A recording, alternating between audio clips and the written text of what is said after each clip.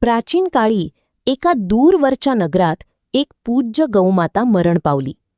तिच्या मृत्यूनंतर तिचा तेजस्वी आत्मा यमदूतांच्या ताब्यात स्वर्गलोकाकडे निघाला.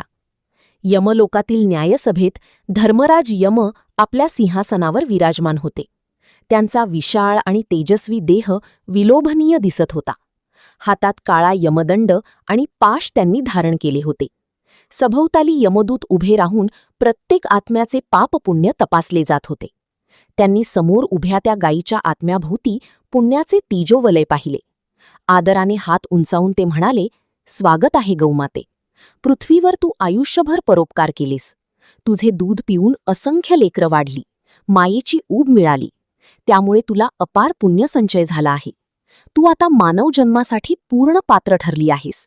पुढच्या जन्मी तुला एका सद्गुणी मनुष्य स्त्रीचे रूप मिळेल." गौमाता हे ऐकताच थरथर कापू लागली. तिच्या डोळ्यात अचानक अश्रू तरळले.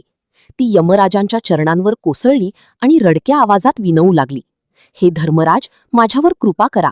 मला मानव स्त्रीचा जन्म नको आहे."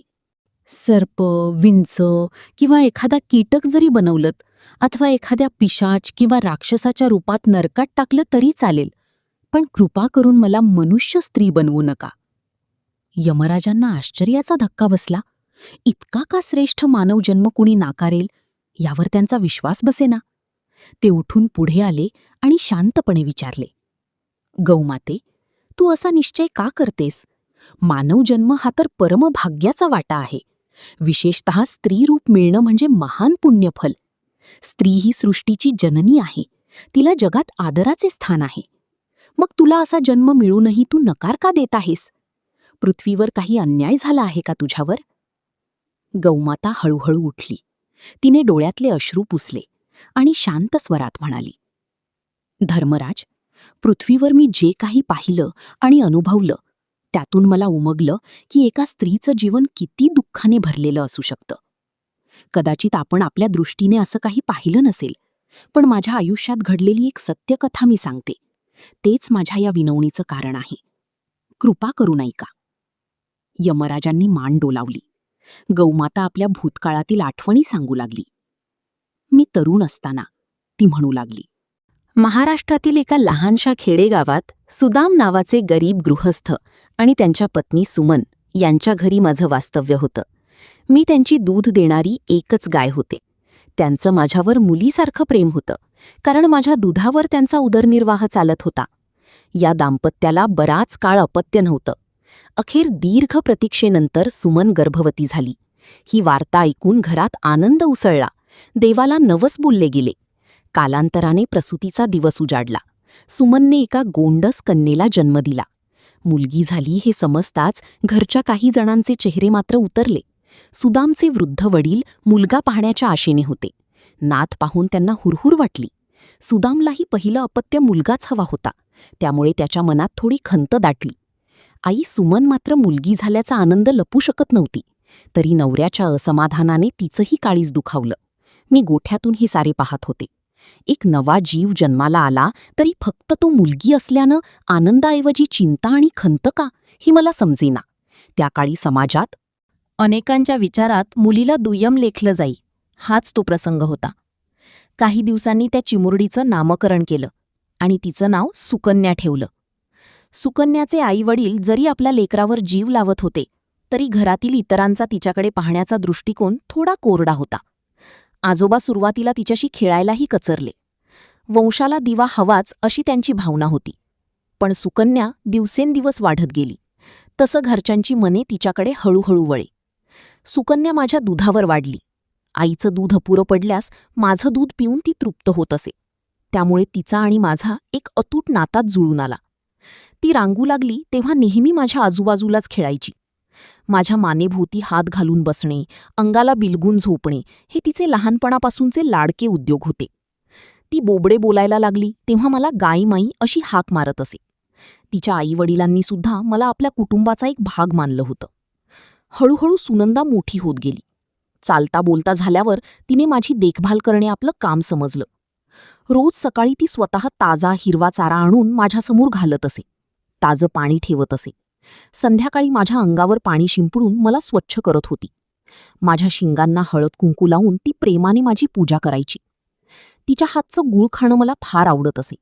मीही तिचं स्वागत आनंदाने हंबरणे करून करत असे. आम्हा दोघींमध्ये एक न बोलता कळणारं मायेनं भरलेलं नातं होतं. वर्षा लोटली आणि सुकन्या सुब्रण तरुणी झाली. सुंदर रूप, लांबसडक काळीभोर केस आणि मनमेऊ स्वभावामुळे ती सर्वांना आवडू लागली. जिच्या जन्मावेळी कुटुंबातील काही जण दुःखी होते, तीच सुकन्या आता घराचं तेज बनली. तिच्या आईवडिलांना मुलगी असल्याची खंत आता नव्हती. उलट आपल्या सुशील कन्येचा त्यांना अभिमान वाटत होता. आजोबांनीही नातवाची अपेक्षा विसरून सुकन्याला गोष्टी सांगत लाड करायला सुरुवात केली. सुकन्याचे वय वाढले तसं तसं सुदाम तिचं लग्न जमवण्याच्या तयारीला लागले. गरीब बापाने मुलीसाठी थोडीफार जमापुंजी काढली. घरात फारसं ऐश्वर्य नव्हतं. शेवटी आपल्या घरची सर्वात मौल्यवान जिनव, माझ्या रूपातील त्यांची प्रिय गाय, हिला हुंड्यात देण्याचं सुदामने निश्चित केलं.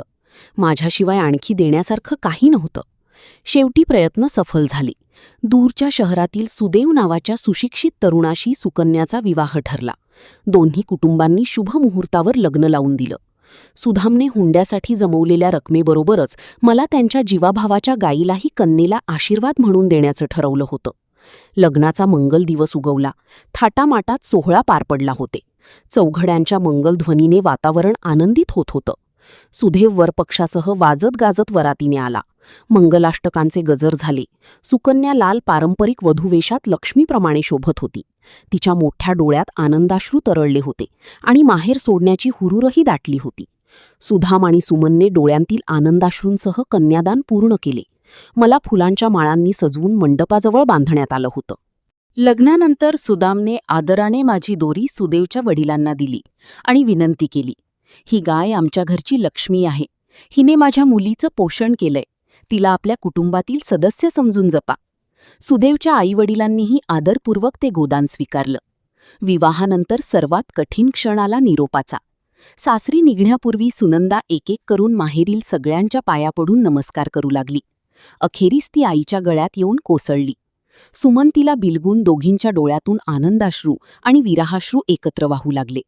आईने थरथरत्या हातांनी सुकन्याच्या कपाळावर कुंकू लावलं आणि साश्रू सुमनने तिला सांगितलं, बाळ, आता तू नव्या घरी चाललीयस.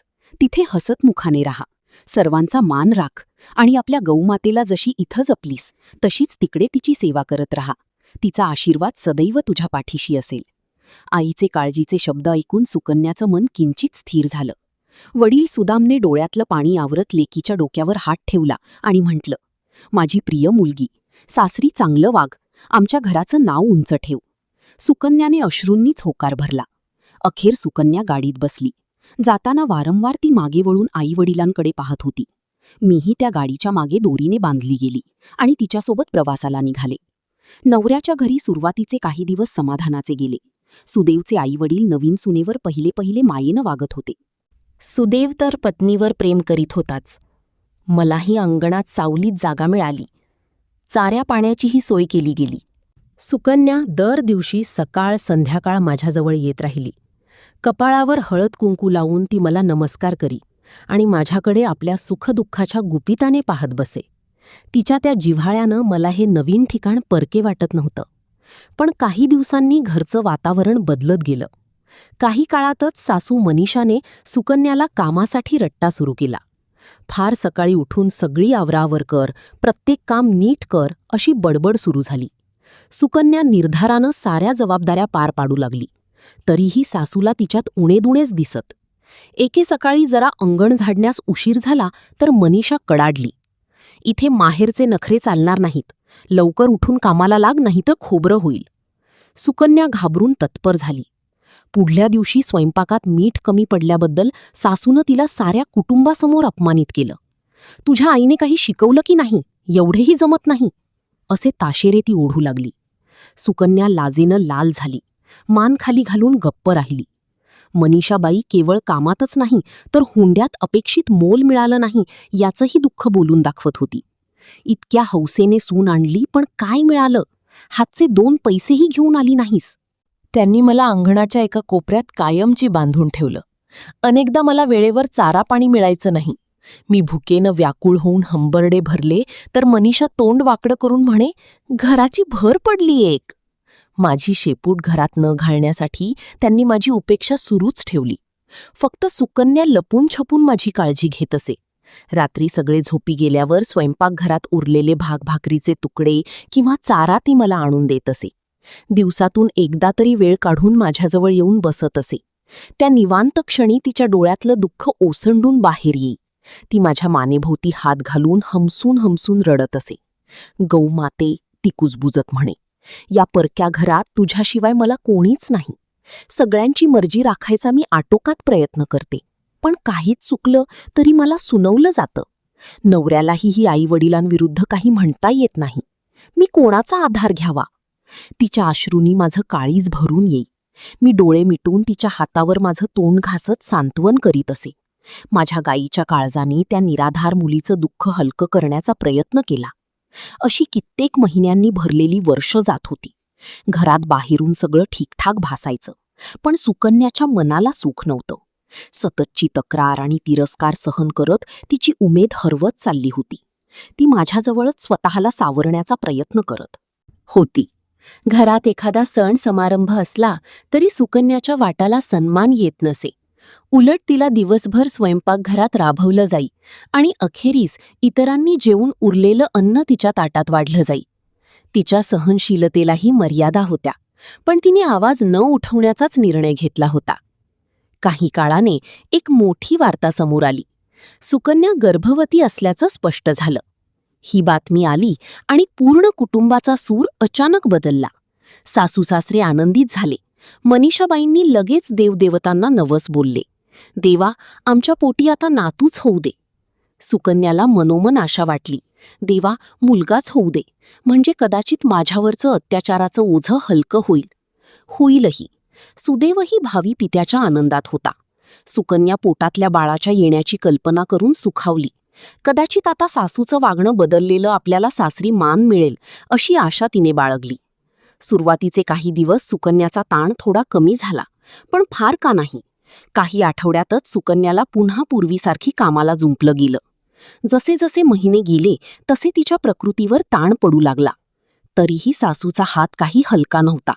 सकाळपासून रात्रीपर्यंत ती कधी भांडी घासत असे, तर कधी अंगण झाडत असे, तर कधी शेणकाडी साफ करत असे. पोटाचा भार वाढत चालला होता. अंग दुखू लागलं होतं.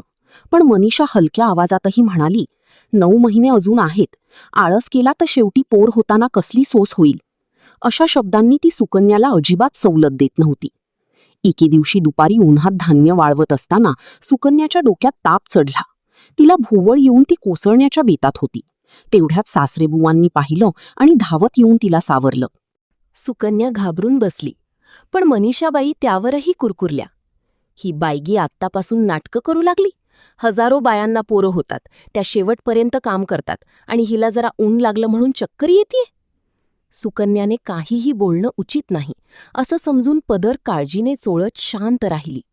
तरी मनातून ती खूप दुखावली गेली. अखेरीस तो प्रसंग आला. श्रावणातील एका भयंकर वादळी अंधाऱ्या रात्री विजा कडाडत होत्या आणि मुसळधार पाऊस कोसरत होता. त्या निविड काळोखात सुकन्याला प्रसूती वेदना सुरू झाल्या. घरात हंबरडा उडाला. अनुभवी दाईला बोलावण्यात आलं. सुदेव दाराबाहेर व्याकुळपणे चक्रा मारत होता. सासरेबुवा देवाचे नामस्मरण करीत प्रसन्न प्रसूतीसाठी मनोमन प्रार्थना करत होते. सुकन्या जबरदस्त त्रासाने किंचाळत होती. तिचा ओरडण्याचा आवाज ऐकून माझं काळीच तुटत होतं. मीही गोठ्यात व्याकुळपणे इकडे तिकडे हालून प्रभूला प्रार्थना करत, ही दयाघना, माझ्या लेकराला यातून सुखरूप बाहेर काढ. बराच वेळ असा ताणल्या अवस्थेत गेला. शेवटी अर्धरात्रीच्या सुमारास एका नवजात लेकराच्या रडण्याचा आवाज कुणकुणला. दाईने बाहेर येत आनंदाने उद्गार केला, जयदेव, मुलगी झालीये. हे ऐकताच सासरेबुवा, देवा तुझे उपकार, असे म्हणत देवाचे आभार मानू लागले. पण मनीषाबाईंचा चेहरा मात्र पडला. त्यांच्या कपाळावर आठ्या उमटल्या. पण या धक्क्याहूनही मोठा आघात पुढे होता. सुकन्याची प्रसूती अत्यंत क्लेशदायक ठरली. खूप रक्तस्राव झाल्यामुळे ती चिमुरडीचं तोंड पाहण्याआधीच कोमेजली. दाईने प्रयत्न केले, पण काही मिनिटातच सुकन्याने शेवटचा श्वास सोडला. आपल्या तरुण सुनबाईचं असं अचानक जाणं कुणालाच पचनी पडत नव्हतं. क्षणभर सगळे स्तब्ध झाले. सुदेव दारात बसूनच कोसळला. सासऱ्यांनी कपाळावर हात मारून दुःख व्यक्त केलं. परंतु मनीषा मनात संताप अधिक खवळला होता. तिने बाहेर येऊन त्या रडणाऱ्या नवजात बाळाकडे नजर टाकली. एक मुलगी? घराचा वंश वाढवणारा दिवा गेलाच आणि हातात राहिला तो मुलीचा टिळा. मनीषाच्या डोळ्यात क्रूर संताप भरून आला. आमच्या नशिबी हेच पाहायचं होतं का? ती भयान आवाजात पुटपुटली. क्षणाचाही विलंब न लावता तिने तो निष्पाप लहान जीव उचलला. अंगणाच्या टोकाला जुनी झाकण नसलेली एक विहीर होती. घरात कोणी सावरत असतानाच मनीषाने ते बाळ घेऊन त्या विहिरीजवळ गेली आणि थंडपणे त्या चिमुकल्या जीवाला खोल अंधाऱ्या पाण्यात फेकून दिलं. एका क्षणासाठी बाराचा भयभीत ताहो घुमला आणि मग कायाकुट्ट अंधारात विलीन झाला. त्या आर्त ताहोमधून जणू त्या निष्पाप जीवाने दयेसाठी हाक घातली. परंतु त्या घरातील अंतःकरणे दगडासारखी कठोर बनली होती. हे सगळं मी गोठ्यातून पाहिलं आणि माझ्या अंगातलं रक्त सणसणलं. पण घरातील कुणालाही मला ऐकण्याची आणि काही कृती करण्याची शुद्धच उरली नव्हती. सुकन्या आणि तिच्या मुलीचा असा अंत झाल्यावर त्या घरचे आपल्याच दुःखात बुडाले होते. काहींच्या बाबतीत दुःखापेक्षा संतापच अधिक होता. त्या रात्री एक बळी कसा घेतला गेला हे माझ्या डोळ्यासमोर घडलं होतं. पुढच्या काही दिवसात मी सुन्न अवस्थेत होते. माझी लाडकी सुकन्या आता या जगात नाही यावर माझा विश्वासच बसत नव्हता. तिच्या आठवणीने व्याकुळ होऊन मी अधूनमधून हंबरडा फोडत होते. सुकन्या गेल्यापासून मला चारा पाणी घालणारं कोणतंच हात उरलं नव्हतं. त्या घरात माझी आठवण कोणालाही आली नाही. मी उपाशी तहानलेली तिथेच बांधलेली राहिले. भुकेनं व्याकुळ होऊन मी हंबरडे देई तेव्हा कधीच सासरेबुवांना दया येई. पण मनीषाबाई लगेच मला दूर हाकलून लावायच्या. त्यांच्या मनात तर उलटी मला दोष देणारे शब्द येत. ही पायरीला बांधली गाय आमच्या नशिबी कार रेखून गेली. अतोनात उपासमार आणि वेदना सहन करत काही दिवसांनी माझी हालत अत्यंत दयनीय झाली. माझं शरीर सुकून हाडांचा सांगाडा उरलासा वाटत होता. डोळ्यांपुढे अंधारी यायला लागली. पाय लटपटत होते. शेवटी एके दुपारी उन्हाच्या झळांनी माझी राव सुकून गेली आणि मी भान गमावून जमिनीवर कोसळले. देहातील प्राण हळूहळू निघून जाऊ लागले. शेवटचा श्वास सोडताच माझा आत्मा देह त्याग करून मुक्त झाला आणि पुढच्याच क्षणी यमदूतांनी मला आपल्या ताब्यात घेतलं. इतकं सांगून गौमाता गप्प झाली. तिचे काही काळ नीरव शांतता पसरली. सभोवताली उभ्या यमदूतांच्या डोळ्यांतही अश्रू तरळले होते. काही दूतांच्या चेहऱ्यावर संतापाचे भाव होते. धर्मराज यम पुढे होऊन अश्रू भरल्या डोळ्यांनी तिला मान वर करून पाहिलं. कठोर म्हणून विख्यात असलेल्या यमराजांच्याही नेत्रात अश्रू तरळले. ते गहिवरल्या स्वरात म्हणाले, गौमाते, तू सांगितलेल्या प्रत्येक शब्दाने माझं हृदय पिळवटून निघालं आहे. असे भोग पृथ्वीवर अनेक स्त्रियांना भोगावे लागतात हे आज समजलं. तू ज्या वेदना पाहिल्यास आणि भोगल्यास त्याची भरपाई कशानेच होऊ शकत नाही. परंतु तुझी विनंती योग्य आहे आणि ती मी मान्य करतो.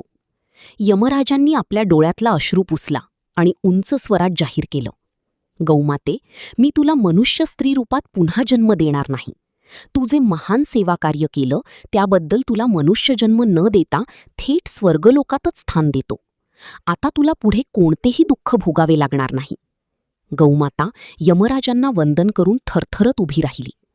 धर्मराजांनी पुढे संतप्त होऊन म्हटलं, ज्या निर्दयी लोकांनी त्या निष्पाप कन्या आणि तिच्या बाळाचा घात केला त्या आत्म्यांना यमलोकात कठोर शिक्षा होईल. त्यांना नरकातील तळतळत्या तेलाच्या कढईत टाकून अतोनात दुःख भोगावं लागेल. हा यमराजांचा शब्द आहे. यमराज पुढे नरम स्वरात बोलले, पृथ्वीवरील मानवांना एक गोष्ट लक्षात ठेवावी. ज्यांच्या घरी कन्यारत्न आहे, ज्या घरी सूनबाया आहेत, त्यांनी त्यांच्यावर अन्याय करू नये. मुलगी ही घरची लक्ष्मी असते. तिचा तिरस्कार करणं महापातक आहे. जर कोणी असे पाप केले तर विधीचा न्याय चुकणार नाही.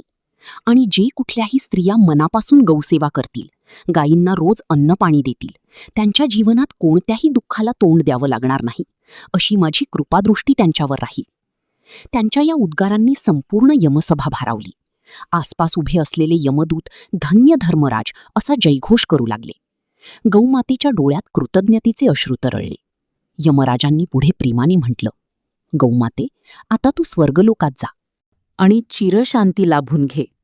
तेवढ्यात दिव्य प्रकाशाने लखलखत स्वर्गाचे द्वार उघडले एक सुवर्ण रथ येताना दिसला. यमदूतांच्या मदतीने गौमाता त्या दिव्य रथावर आरूढ झाली आणि स्वर्गाकडे प्रस्थान करत निघाली. गौमाता दिसेनाशी झाल्यावर काही काळ धर्मराज, यम आणि संपूर्ण यमसभा स्तब्धपणे त्या दिशेला पाहत राहिली. त्या पुण्यात्मेच्या विलक्षण सहनशीलतेची आणि त्यागाची भावना सर्वांच्याच मनाला भिगली होती. स्वर्गलोकात पोहोचल्यावर गौमातेला एक उजळलेला सुगंधित बाग दिसला. त्या बागेच्या मध्यभागी सुकन्याचा तेजस्वी आत्मा उभा होता. आपली प्रिय गौमाता येत असल्याचं पाहून तिच्या चेहऱ्यावर आनंद पसरला. गौमाता दिव्य रूपातच आनंदाने धावत सुकन्याकडे गेली. सुकन्ये, तिने हाक दिली. सुकन्याही गौमाते म्हणत उत्साहाने तिच्याजवळ आली. क्षणार्धात त्या दोघींनी एकमेकींना प्रेमाने आलिंगन दिलं. त्या पुनर्मिलनाच्या क्षणी स्वर्गातील अप्सरा, गंधर्वांनी आनंदाने पुष्पवृष्टी केली आणि त्यांचं स्वागत केलं. ज्या जगाने त्यांना अति दुःख दिलं त्याचं सर्व वैर स्वर्गाच्या आनंदात विरघळून गेलं. त्या दिवसापासून गौमाता आणि सुकन्या स्वर्गलोकात सुखशांतीने नांदत आहेत.